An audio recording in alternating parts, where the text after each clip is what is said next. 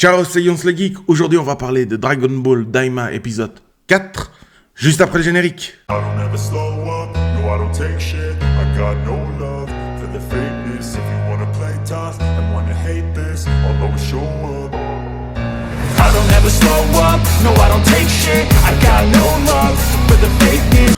Cet épisode 4. Alors, il n'y a rien eu d'extraordinaire dans cet épisode.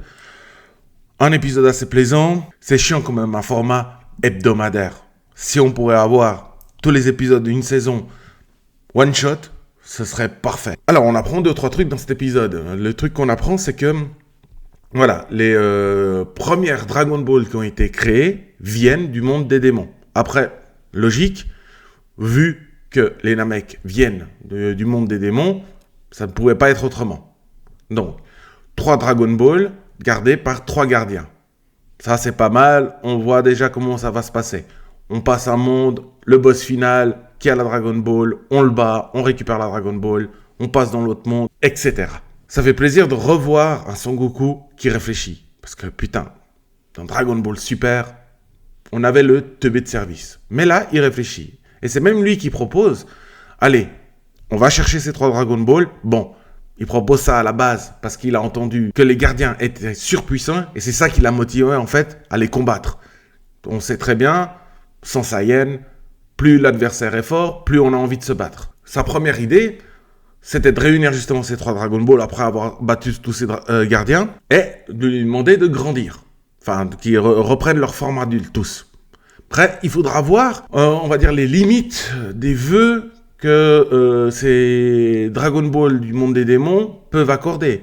On se rappelle que sur Namek, Porunga, au tout début, pouvait ressusciter qu'une personne, alors que Shenron pouvait en ressusciter autant qu'on voulait.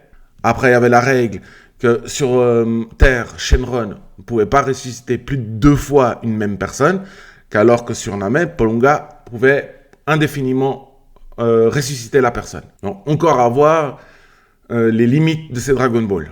Après, on peut supposer que vu qu'ils ne sont que 3, qu'il n'y a que 3 Dragon Ball, peut-être il y a moins de possibilités de vœux, mais ça on verra. Donc pour finir, le groupe décide plutôt de prendre les Dragon Ball, de sauver Dende, comme ça, les Dragon Ball de la Terre ressuscitent, réapparaissent, et ils prendront les Dragon Ball de la Terre pour retrouver leur forme adulte. C'est Glorio qui propose ce plan.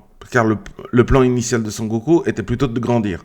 Mais le plan de Glorio, un tout petit peu plus intelligent, justement parce qu'il donne la théorie que s'il arrive quelque malheur à Dende, et qu'on n'utilise pas ces Dragon Ball justement pour le sauver, les Dragon Ball de la Terre sont condamnés.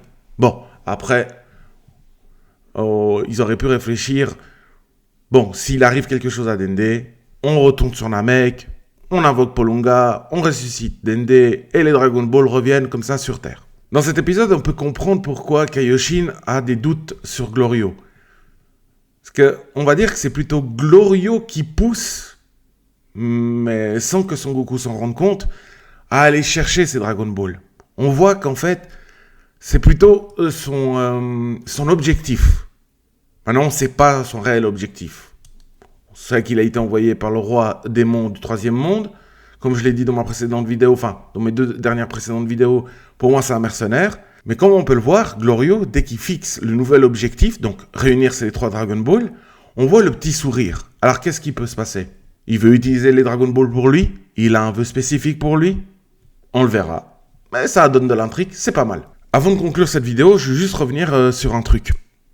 J'ai vu un article de jeuxvideo.com qui disait « Enfin, on a une explication sur les vœux qu'on peut faire à Shenron. » Et je comprends pas comment on peut mettre un article comme ça, dans le sens que on a enfin une explication concernant les Dragon Ball. C'est-à-dire que Shenron n'accorde pas 3 vœux à tout le monde. On n'attendait pas cette explication, c'est pas vrai. C'est pas vrai. Alors, je sais, j'ai eu certains commentaires qui me disaient non, c'est logique que Shenron accorde seulement 3 vœux aux habitués. En l'occurrence, il n'y a que la Z-Team qui a fait ces 3 vœux. Enfin, en l'occurrence, c'est la Z-Team qui a utilisé que les Dragon Ball. Ok. Je peux encore l'accepter. Je peux encore l'accepter que ce n'est pas vraiment de l'incohérence et tout ça. Mais on n'en avait pas besoin. Sincèrement, on n'en avait pas besoin.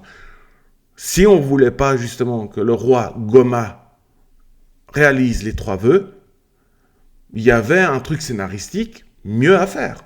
Vu que les Dragon Ball ont été, on va dire, réanimés avant l'heure, le dragon Shenron pouvait dire « Non, vous m'avez réanimé avant l'heure, enfin, les boules de cristal, vous les avez réanimées avant l'heure, je peux vous accorder qu'un vœu. » Et puis c'était bon.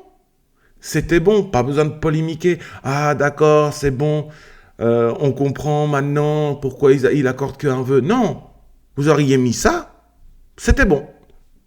Voilà, c'était mon petit coup de gueule. J'ai pas aimé cet article, comme si on attendait tous cette réponse. Mais c'est pas vrai. C'est pas vrai. C'est tout pour cette vidéo. Si t'as aimé, un petit pouce bleu, abonne-toi, ça m'aidera. Et on se revoit très vite pour une prochaine vidéo. À plus!